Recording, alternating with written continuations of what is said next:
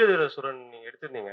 அதுல பார்த்தீங்கன்னா, ஒரு கான்ஃபிடென்ட்டா வந்து பாகம் 2 வந்து நான் ஃபர்ஸ்ட் ரிலீஸ் பண்றேன் அப்டின்ற மாரி சொன்னீங்க. எப்பவுமே பார்த்தீங்கன்னா, சீக்வல் பார்த்தீங்கன்னா, ஃபர்ஸ்ட் பார்ட் விட்டு தான் செகண்ட் பார்ட் விடுவாங்க. அது உங்களுக்கு எந்த அளவுக்கு அந்த கான்ஃபிடன்ஸ் வந்து குடுத்தது அது? இல்ல, இல்ல. நான் வந்து எழுதும்போது அது பாகம் 1, பாகம் 2லாம் நெனச்சு எழுதல. அது ஸ்டாண்ட் அலோன் ஃபிலிமா தான் அத அப்ரோச்சே பண்ணேன். அப்புறம் அது மொத்தமா அது என்னோட கால் இல்லாம அது புரொடக்ஷன் எல்லாரும் சேர்ந்து, சரி ஓகே இதுக்கு ப்ரீக்வல் பண்ணலாம் அப்டின்ற ஒரு ஐடியா இருந்தது. அப்புறம் ரொம்ப நாளா நான் எழுதிட்டு இருக்க கதைகள்ல இப்போ எனக்கு எப்படி கதை சொல்ல தெரியும்னா, ஒரு ஊர்ல ஒருத்தன் இருந்தானா, அவன் அப்படின்னு ஆரம்பிக்கிற கதை எனக்கு வேணான்னு தோணுது. அந்த ஒரு ஊர்ல ஒருத்தன் அப்படின்னு வேணாம். ஒரு பிரச்சனை நடந்துச்சா அப்படின்னு கதைய ஆரம்பிக்கணும்னு யோசிச்சேன். ஸோ அதுதான் வீரதீர அந்த பிரச்சனை மூலியமா இப்ப நம்ம ரோட்ல போயிட்டு இருப்போம். ஒரு 4, 5 பேர் ஏதோ பிரச்சனைக்காக நின்னுட்டு இருப்பாங்க. அது அடிதடி சண்டையா இருக்கலாம். வேற ஏதாவது ஒரு பிரச்சனையா இருக்கலாம். அந்த பிரச்சனை என்னன்னு கேட்பது மூலியமா அங்க இருக்கிற ஆட்கள் யாருன்னு நம்ம தெரிஞ்சுக்கணும்னு விரும்புறோம் இல்லையா? அப்படி அந்த கதைய அணுகணும்னு நெனச்சேன். சோ அதுதான் அதோட ட்ரை. அப்படி அதான். ஆக்சுவலா இந்த டிசிஷன் வந்து ஷூட் முன்னாடியே வந்து இது பிளான் பண்ணதா சார்? இல்ல நீங்க ஷூட் ரைட்டிங் பெண்டிங் பாயிண்ட்லயே பண்ணேன். பெண்டிங் பண்ணது? ஆமாமா.